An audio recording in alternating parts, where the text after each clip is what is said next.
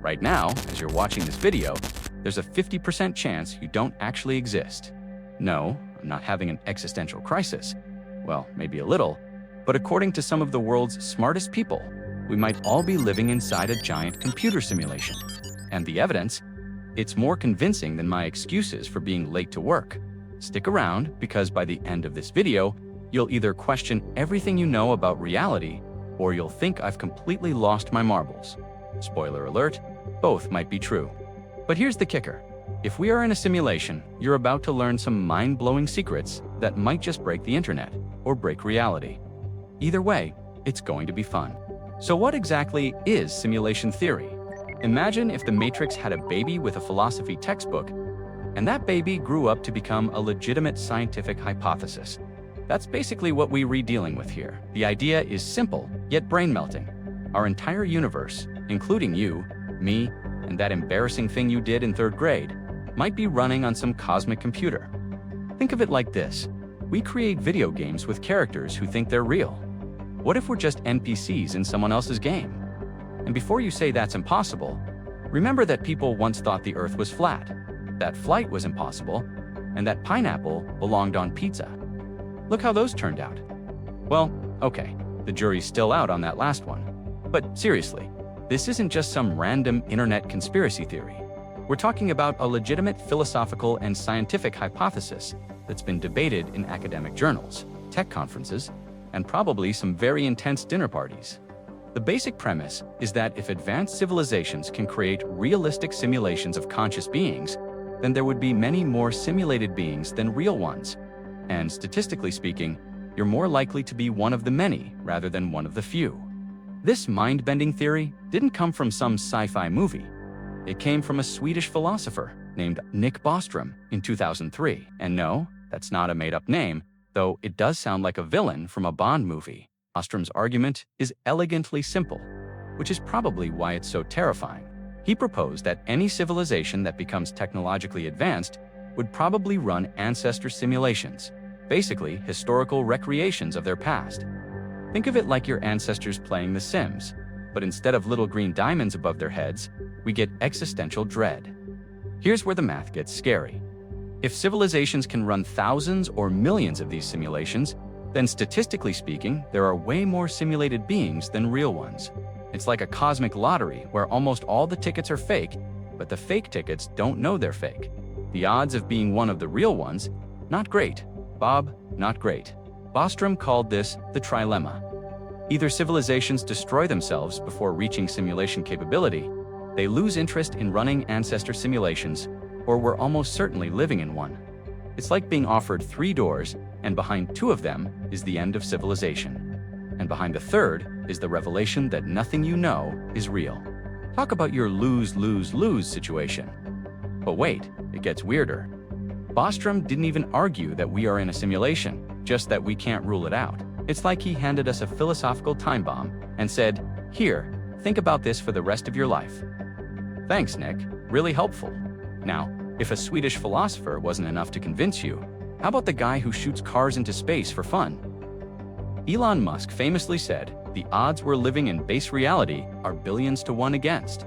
Coming from someone who's literally trying to colonize Mars, builds electric cars, and runs a company that puts chips in people's brains.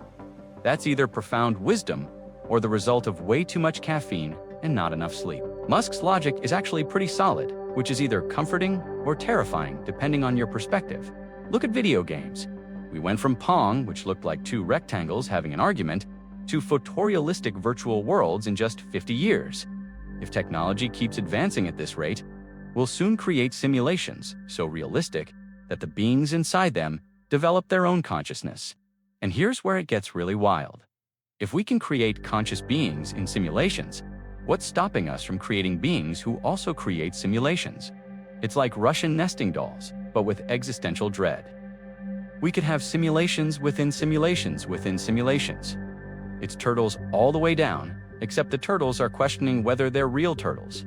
Musk also pointed out something fascinating about the improvement rate of video games. The rate of improvement is so fast that even if civilization slowed down by 1,000 times, we'd still eventually create indistinguishable from reality simulations. It's like Moore's Law, but for making people question their existence. But here's the really mind-bending part. If Musk is right, then somewhere out there might be a simulated Elon Musk making the exact same argument to simulated people. And that simulated Elon might be creating his own simulations. It's an infinite recursion of reality-questioning billionaires, which honestly sounds like either the best or worst possible universe. But wait, there's more. Some people think they've actually found evidence we're in a simulation. They call them glitches in the Matrix. And no, I don't mean when your Wi-Fi stops working, though that's probably a glitch too. Take quantum mechanics, the study of really, really small things that behave in really, really weird ways. We've got particles that exist in multiple states until observed, something called spooky action at a distance, where particles instantly affect each other across vast distances, and cats that are simultaneously alive and dead until someone opens a box. It's like reality is running on some really buggy code written by an intern who is having a bad day. Even Einstein was confused by quantum mechanics, famously saying that God does not play dice with the universe. But what if God isn't playing dice?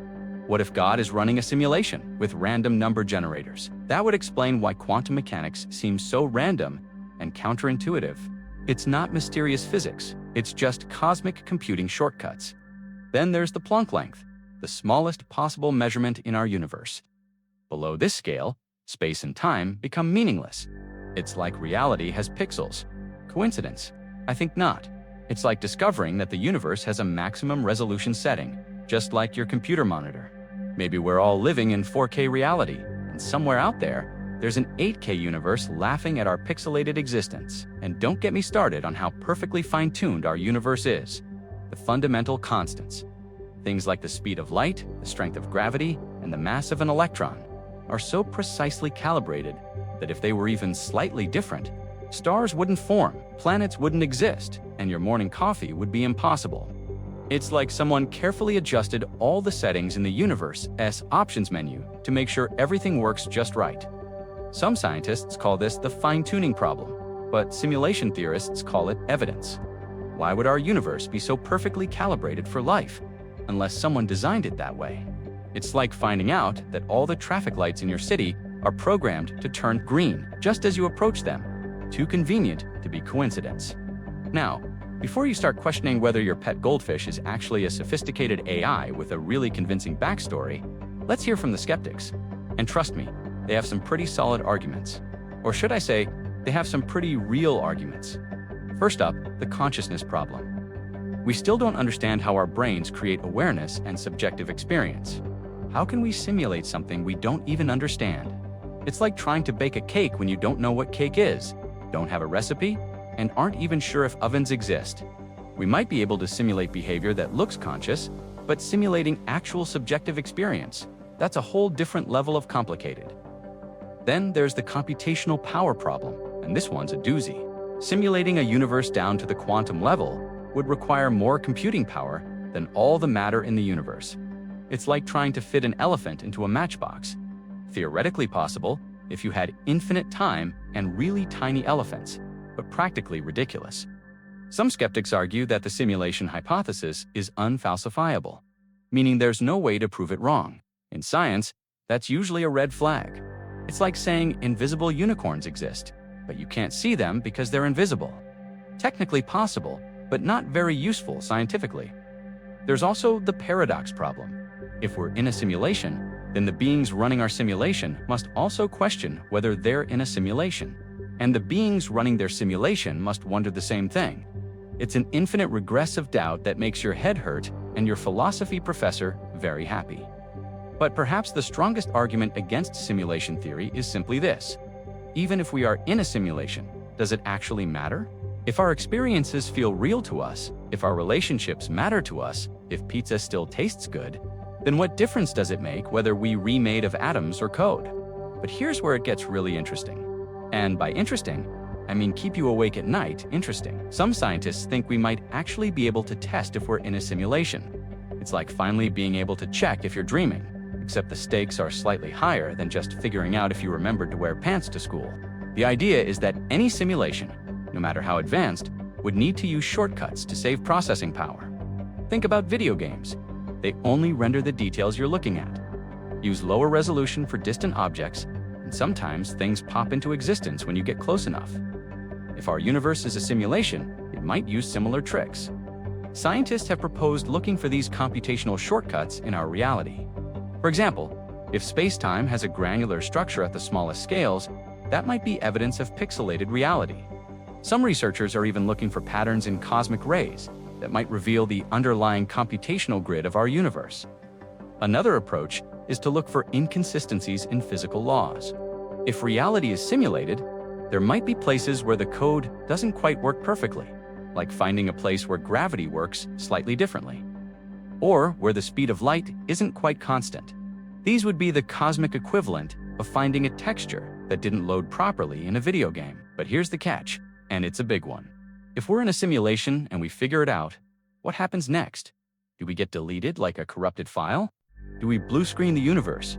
Do we get promoted to the next level of reality? Do we finally unlock the cheat codes for infinite money and happiness? Some theorists suggest that if we're in a simulation, discovering this fact might actually be part of the simulation's purpose. Maybe we're a test to see how long it takes conscious beings to figure out they re-simulated. If that's the case, then congratulations. We might be about to pass the test, or we might be about to fail spectacularly. Let's talk about what it would actually mean if we're living in a simulation, because the implications are wilder than a caffeinated philosopher at 3 a.m.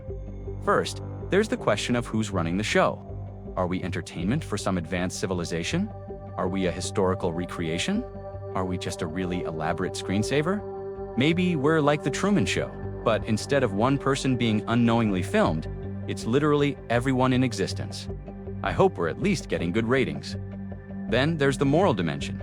If we're simulated beings, do we have rights? Should whoever is running our simulation provide us with universal healthcare? Can we file a complaint if we don't like our assigned life circumstances? Dear simulation administrators, I'd like to report a bug in my luck algorithm.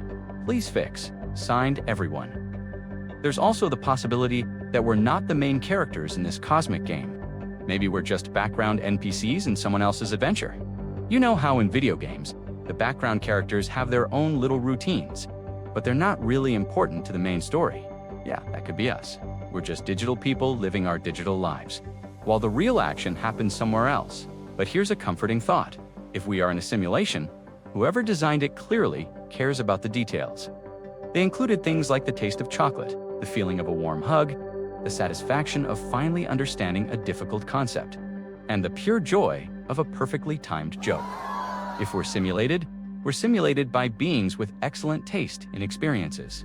So, are we living in a simulation? The honest answer is, we don't know, and that's both terrifying and exciting. Maybe we're all just code in some cosmic computer, experiencing a reality that exists only in the form of ones and zeros. Maybe we're the real ones, and will someday create our own simulations filled with beings who question their reality. Or maybe we're somewhere in between, in a universe that's stranger than fiction and more wonderful than any simulation. What we do know is that asking these questions makes us more human, or more convincingly simulated humans, depending on your perspective. Either way, it's pretty amazing that a bunch of carbon-based life forms, or really sophisticated code, can ponder the nature of reality itself. Whether our thoughts are the result of neurons firing or algorithms processing, the fact that we can think about thinking is pretty remarkable. Here's my take. Even if we are in a simulation, it doesn't change how we should live our lives. We should still be kind to each other, still pursue knowledge and happiness, still try to make the world, or the simulated world, a better place. If we're real, great. If we're simulated, well, we're really good simulations. And that's pretty cool too. Whether you're real or simulated, your engagement with this video definitely helps the algorithm. And yes, I realize the irony of talking about algorithms while discussing simulation theory. So smash that like button, subscribe for more mind-bending content, and let me know in the comments. Do you think we're living in a simulation? And if so, can someone please update my character stats?